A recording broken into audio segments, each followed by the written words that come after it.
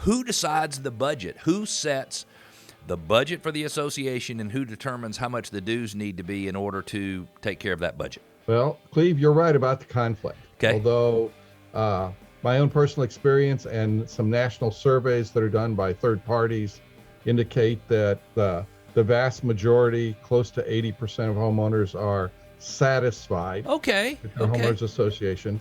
And the people that are really disgruntled are really a much smaller minority than even that. But they're very intense. Who sets the budget? Yes. Well, that's another one of the irritators, because associations are representative forms of governance. Yep. The community members elect board members, and by doing that, they delegate the authority to make all the community decisions through the board of directors. So the board of directors sets the budget.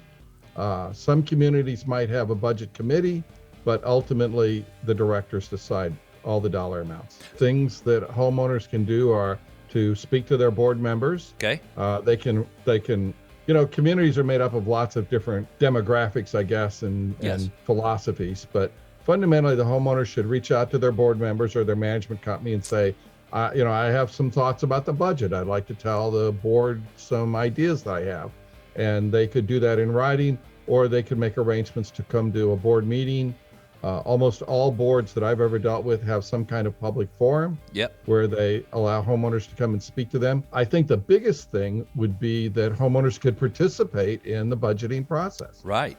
It's very easy to stand back and say, well, we shouldn't pay that much for a landscaper, or the flowers cost too much, or why is our pool telephone cost almost $100 a month? Right. Mine's only $30. Right. Well, get involved and learn why the pool telephone costs $100 a month. Who decides what the homeowners' dues monies are used for? Once again, representative form of governance, it's the board of directors. Okay. They decide how to allocate the annual assessments for expenses or discretionary items, or some things that they're required to do. Many times, if you look in covenants, there are specific requirements that say, the biggest one is insurance. It says the board will carry this type of insurance in these amounts. Got it. And so they really don't have any choice about that. Right. And then there's other things they're obligated to take care of, like, providing for the care of the amenities or landscaping maintenance. I mean, and then there's some discretionary things like newsletters or websites or social events. So the board tries to allocate that money in the best way that they can. Homeowners associations will sometimes accumulate large pots of money.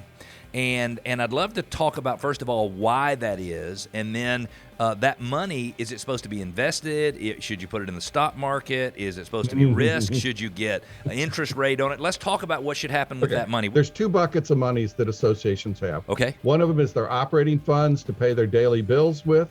Okay. And the other one are their reserve funds to pay for the replacement of assets that they own. Mm-hmm. So that's putting a new roof on the clubhouse, or repaving the parking lot, or things that are getting used up over time, consumed over time through wear and tear. Right. And those reserve funds can be huge dollars. Right. Huge dollars. Boards are fiduciaries. They have a responsibility to protect those funds. Right. So they cannot invest them. Ooh. They should not. Okay. I'm going to say they cannot, but they could. Yeah. It would be a terrible practice. Yes. They can't invest them in risky investments. No. Okay. And the stock market, Vanguard funds, you pick whatever your 401k money is. There's risk. Those are all risky investments. There's risk. So can HOAs earn any interest on their money?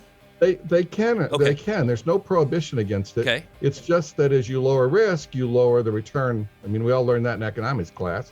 Lower risk, lower reward. Absolutely. So associations are pretty much limited to CDs or insured money markets. Yep. And as a matter of fact, if their money is handled by a management company in the state of Georgia, it must be FDIC insured.